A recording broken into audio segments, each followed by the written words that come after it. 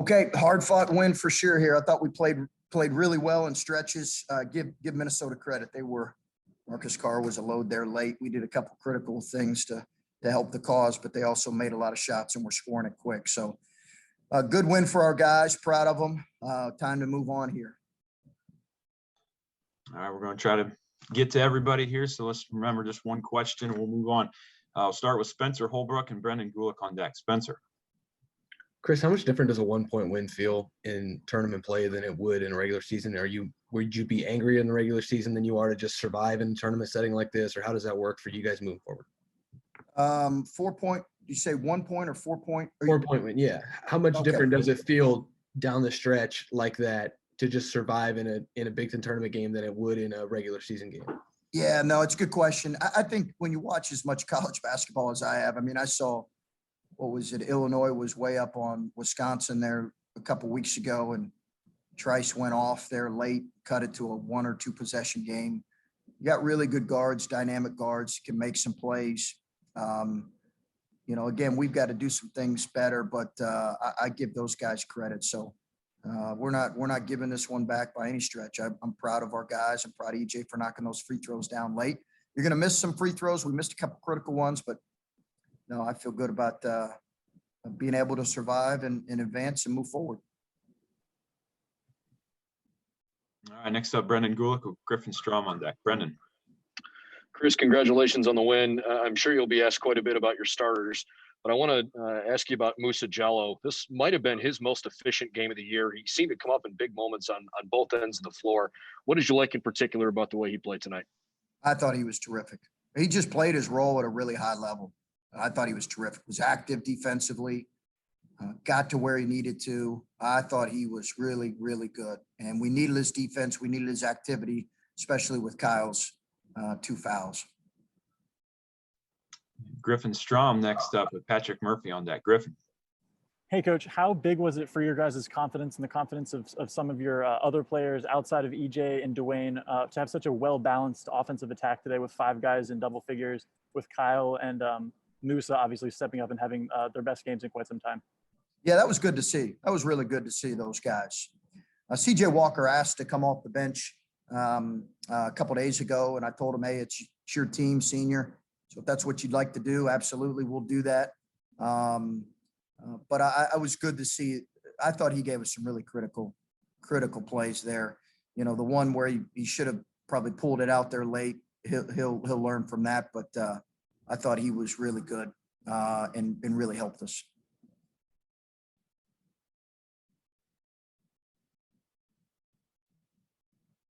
Go ahead, Patrick. Chris, just looking ahead to tomorrow, Purdue is a team that obviously got you guys twice this year.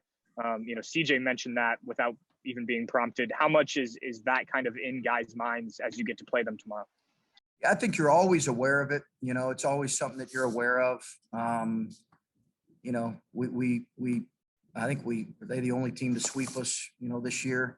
It was a couple close games, particularly the one at our place where their freshman Ivy made a great play. It's going to be a physical game, as it always is.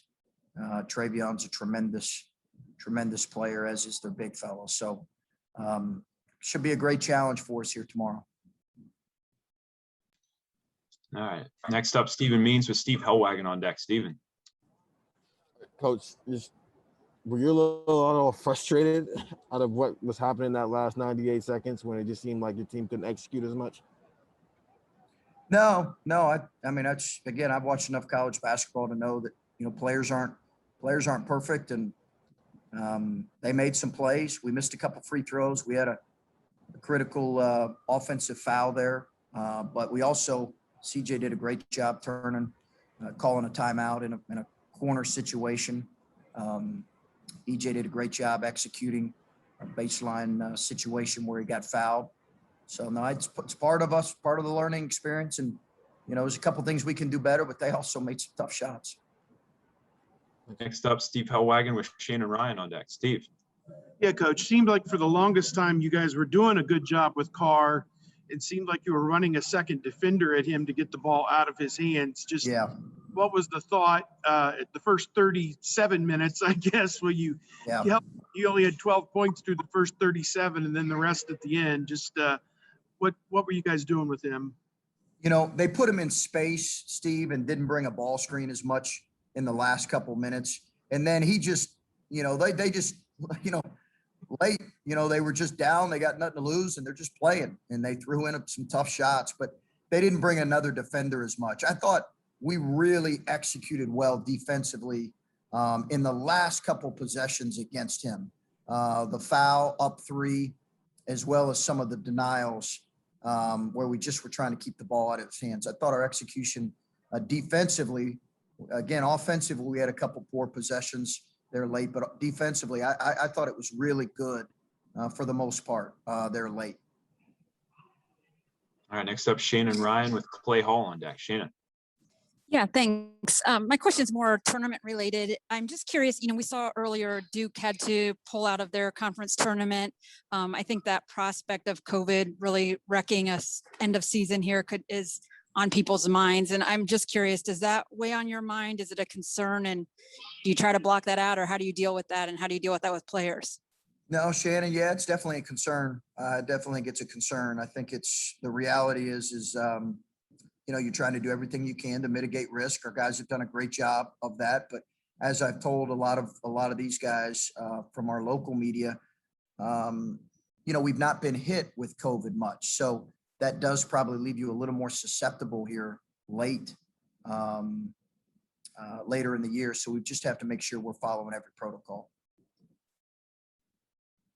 All right, last 3 for Coach here. We'll go with Clay Hall, Colin Hass-Hill on deck. Clay. Hey, Coach, first win since February 18th. Was it relief, jubilation to sort of get off the snide and get this thing back in the right direction? Yeah, I think so, Clay. I think guys were excited. You know, you could tell a little bit late there where, you know, they made a run, not late, but in the middle of the second half and cut it. You know, we knew Minnesota was a tough team and a tough but I think as much as anything, yeah, guys were excited. You know, guys were excited about, disappointed in a couple of the plays they made there late, but they also recognized Carr made some really tough plays. So I think there was a combination of both, probably excitement.